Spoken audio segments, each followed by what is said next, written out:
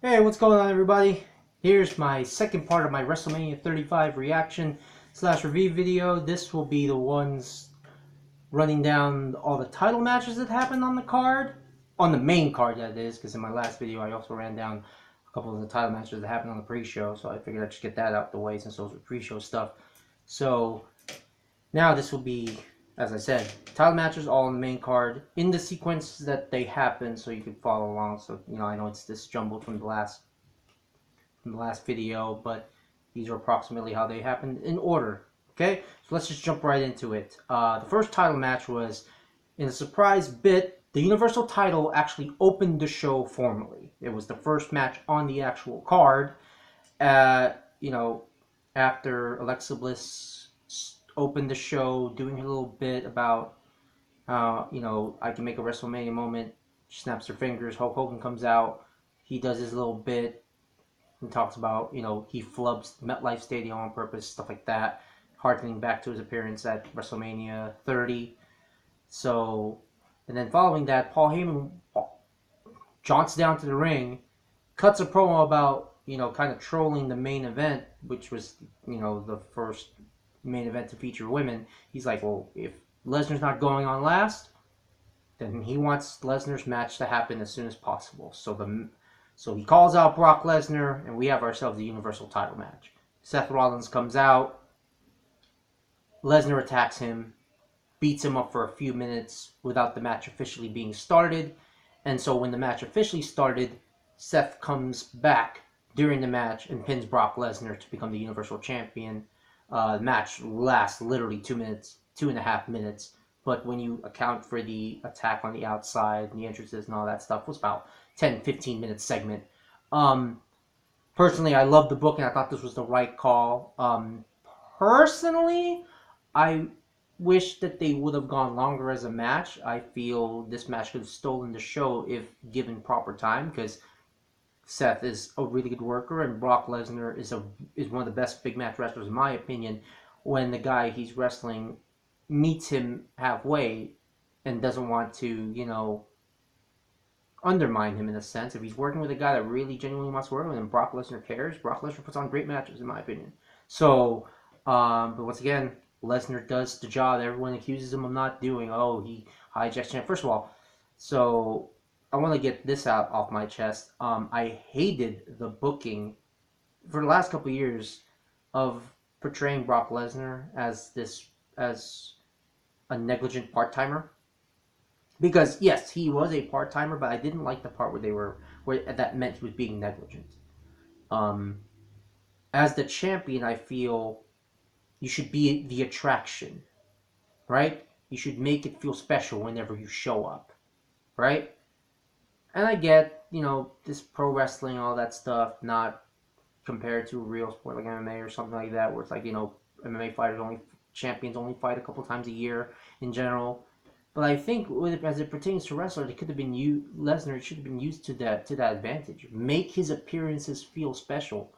So him being run down by wrestlers constantly in feuds about how he's negligent and he doesn't care and he's not the champion you want. I thought that undermined the booking of every one of his matches. Instead of it being like, oh man, this guy's about to wrestle Brock Lesnar for the title, it's, yeah, they got to a point where the apathy bled over to the crowd. Yeah, I know there's some people that just don't like Brock Lesnar, and I get that. They're entitled to that opinion, but I think also you can influence that apathy when you consistently portray the character of Brock Lesnar a certain way. You know? And I think that clearly affected the build up to this match in a certain way, because with Seth Rollins is the Royal Rumble winner. He should be one of the matches that are happening last, if not the outright main event. But the thing with Seth is his character inflections change so much. He's the architect, now he's the beast slayer and all this stuff.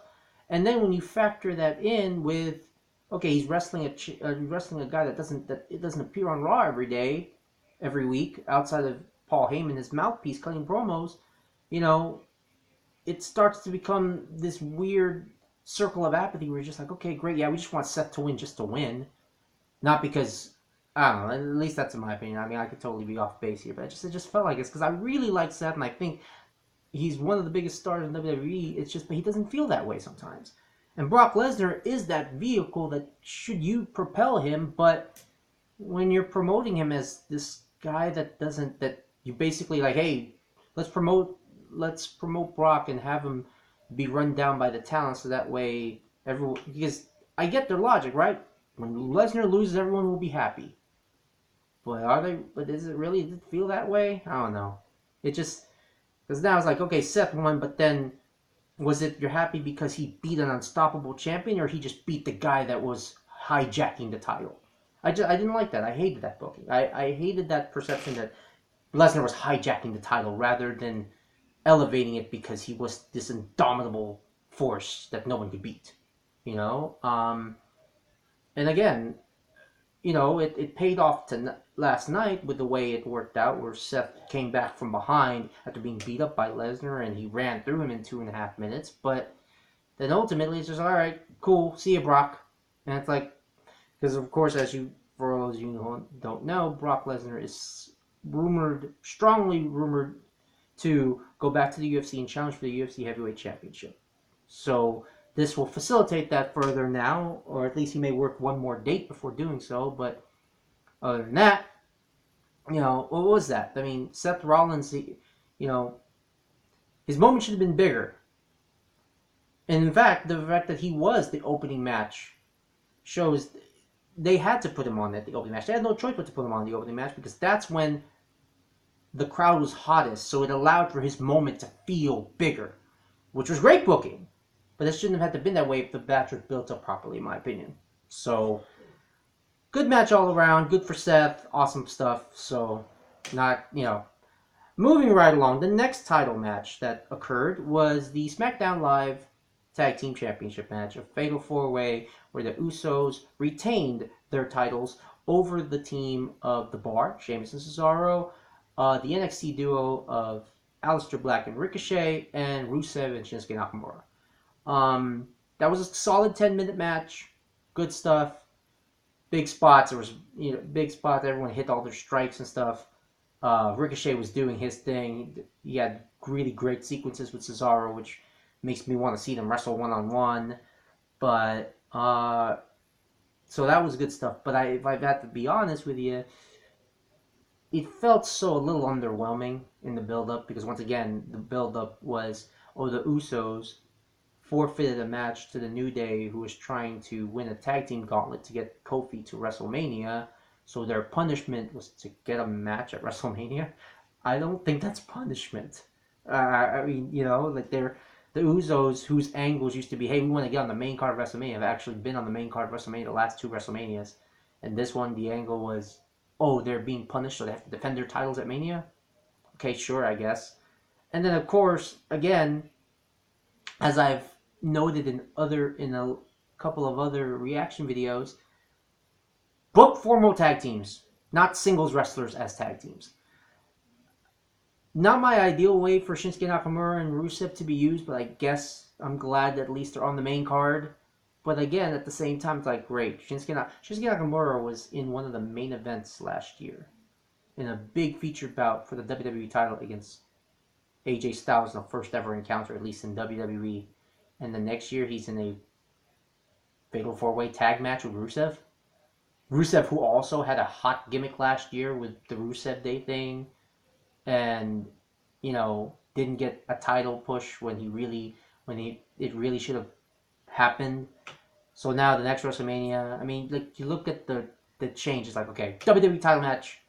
And that's the thing, it would have been one thing if Shinsuke Nakamura was in a WWE tag team title match because it felt like a natural progression from, like, he's just going for titles. No, it didn't feel that way. When you saw how the match was conceived, it was just, Shinsuke Nakamura was suddenly in a tag team with Rusev because they're both heels.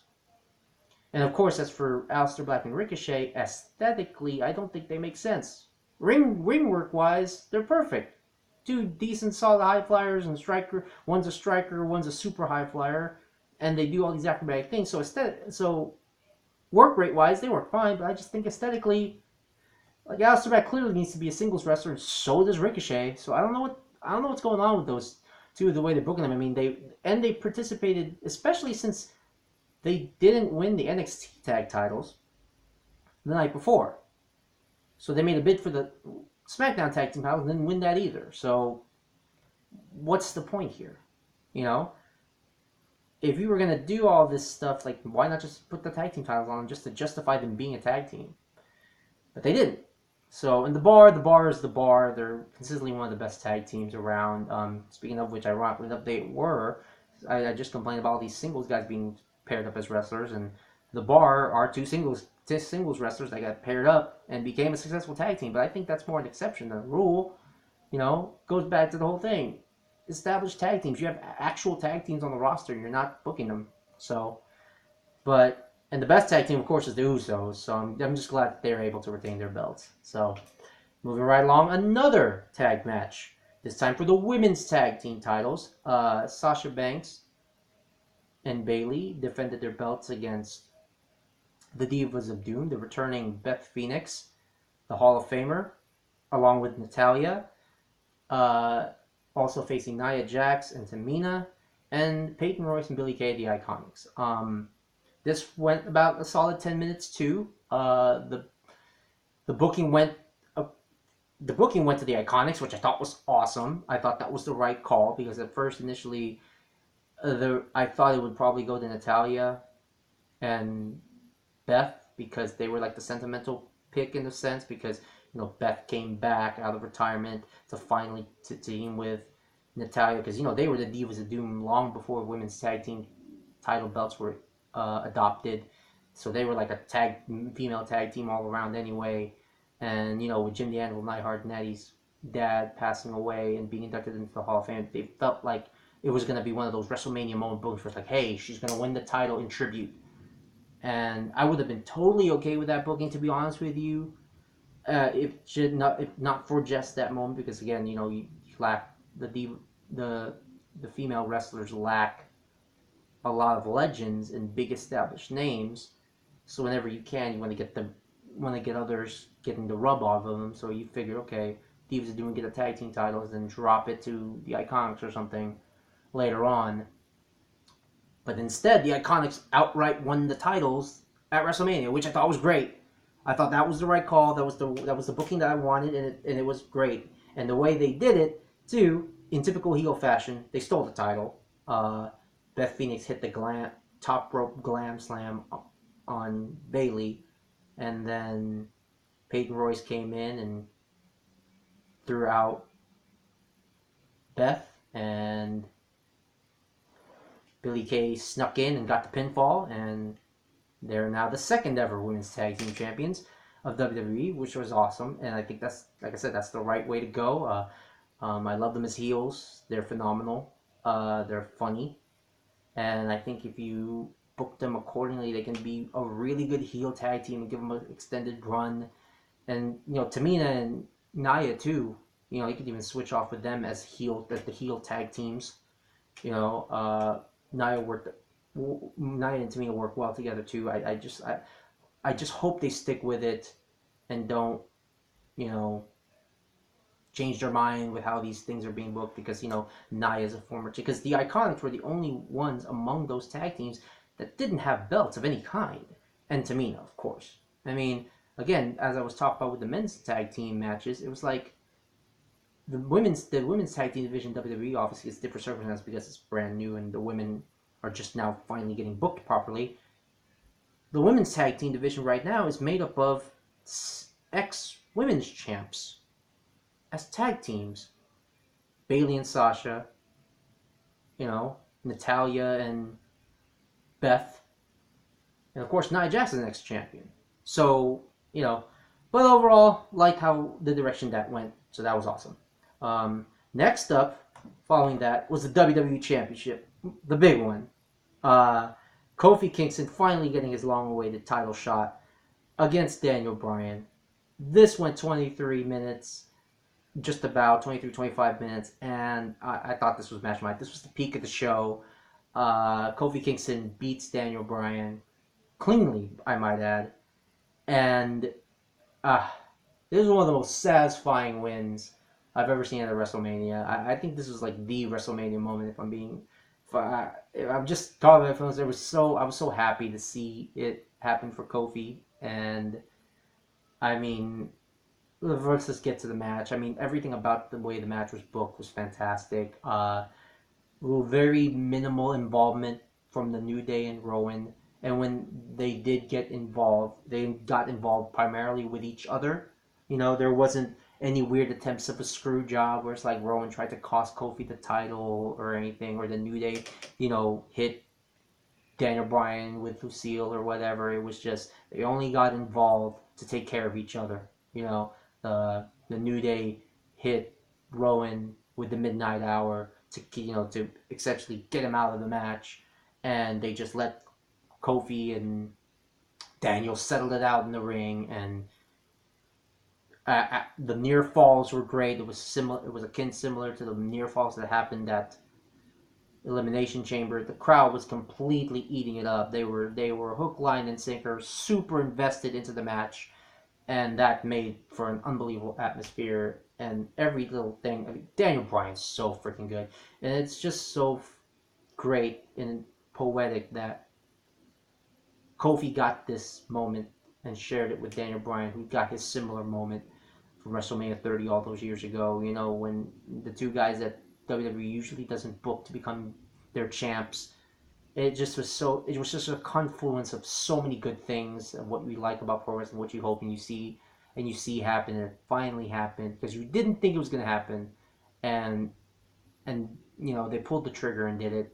It was so good. I don't care if his title reign lasts 6 days, 6 months. He could even lose it tomorrow on SmackDown, which I hope won't happen. But it just that moment was so cool, and I hope WWE actually decides to go full throat in on Kofi Kingston as champion.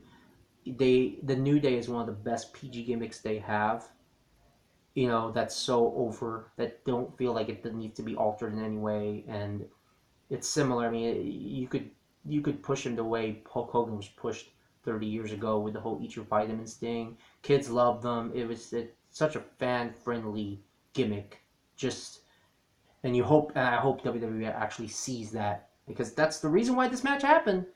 I don't know whatever the original plan was. I don't think Kofi was ever supposed to be in this title match, and the fans made it happen. So that was awesome. Yeah, just peak of the night. Next match, immediately following after that, was the U.S. title match. It was Samoa Joe defending the title against Rey Mysterio. Samoa Joe's WrestleMania debut, go figure. This was a squash match, shockingly enough. He beats Rey Mysterio in a minute, chokes him out with the Coquina Clutch. Now, first I was upset, but then I got some information that, and was reminded that Rey Mysterio, I think, was hurt coming into this. So now, under that context, I even kind of dig the booking now because Ray basically did this for Joe. Like, hey, man, it's going to go through the match. Because I think, healthy or not, I think Joe was going to get over anyway. He needed to come off as in fact, it even works out better because now he looks like an even stronger champion.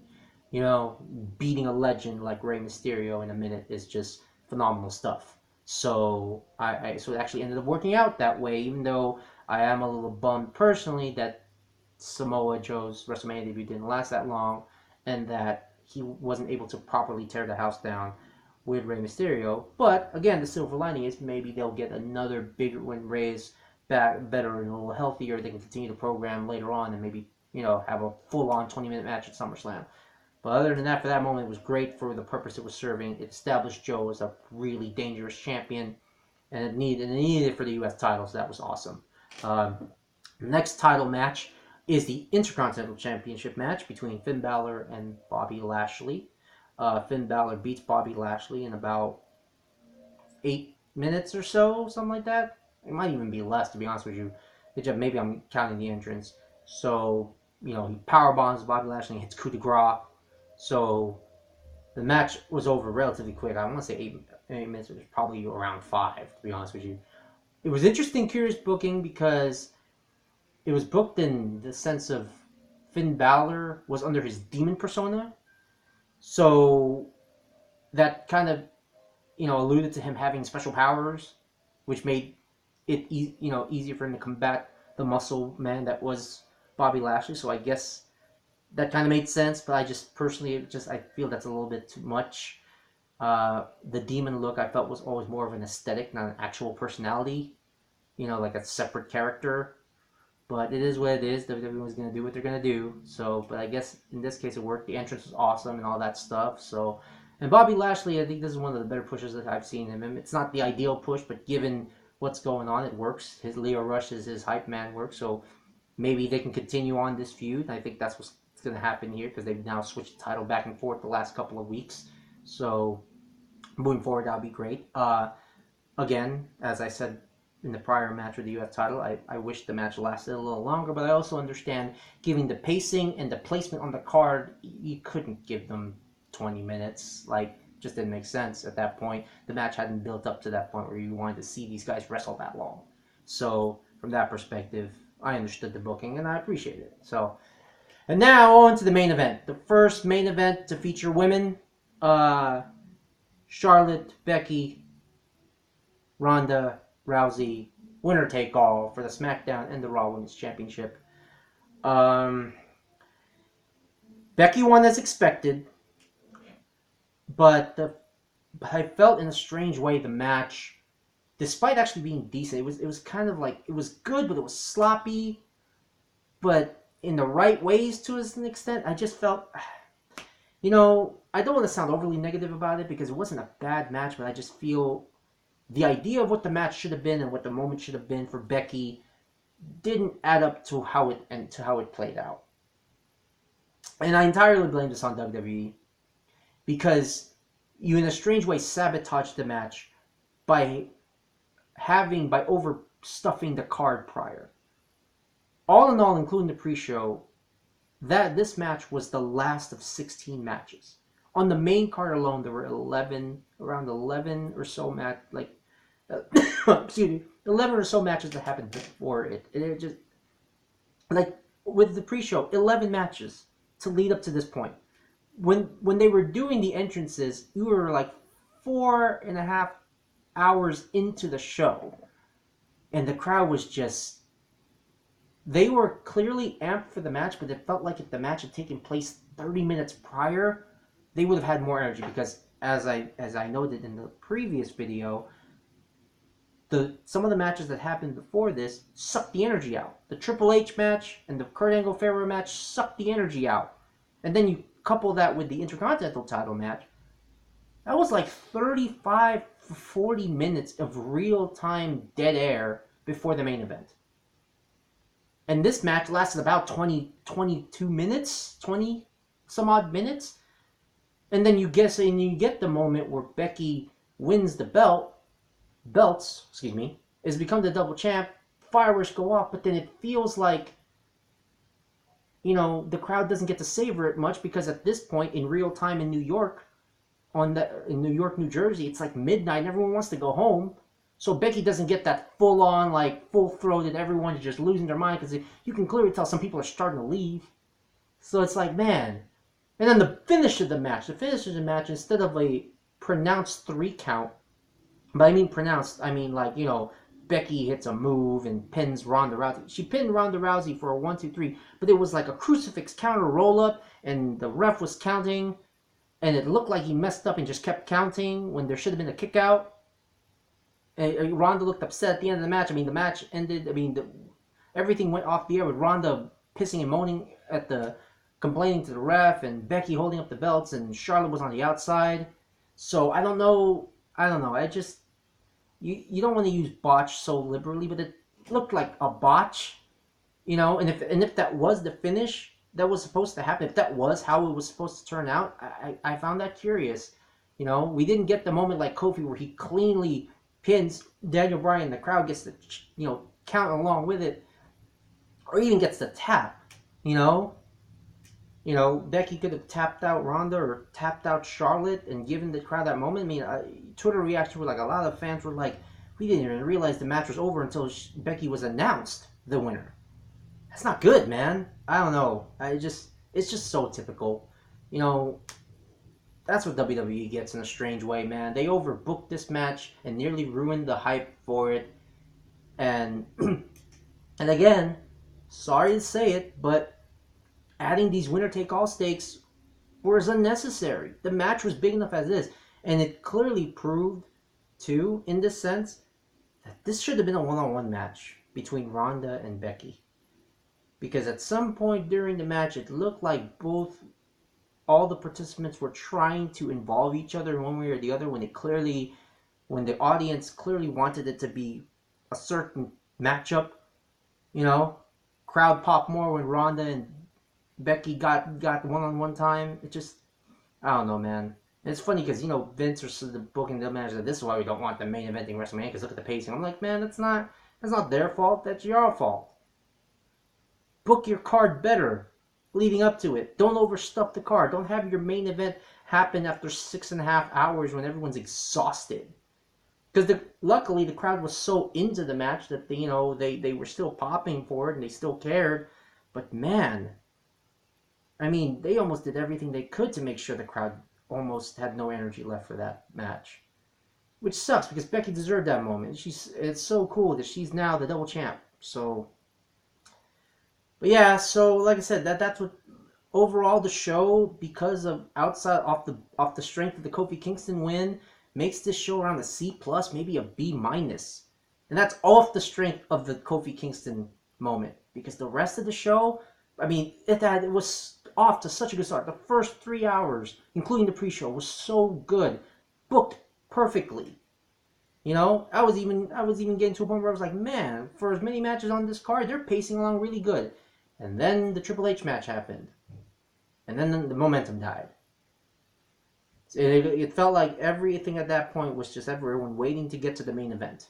Everyone just like hanging in there to get to the main event. And again, I just sucks because this was turning out to be a really good WrestleMania. I still think it was a really good WrestleMania, but it just, man. I mean, especially compared to how the pace of the G1 card for Ring of Honor and New Japan was on Saturday, and the NXT Takeover card on Friday. It's clear that WWE can pace these cards. Like I said, it's not about the volume even per se. If you pace your matches accordingly, you could do a 16 card event. But you can't have a 16 card event and have 3 matches that go 20 minutes apiece. So, anyways, guys, that's it for my WrestleMania 35 reaction. Hope you guys enjoyed. Thanks for listening, guys. Have a good one. And hey, tonight's the Raw after Mania, so we'll see how that goes down, right? Have a good one, guys.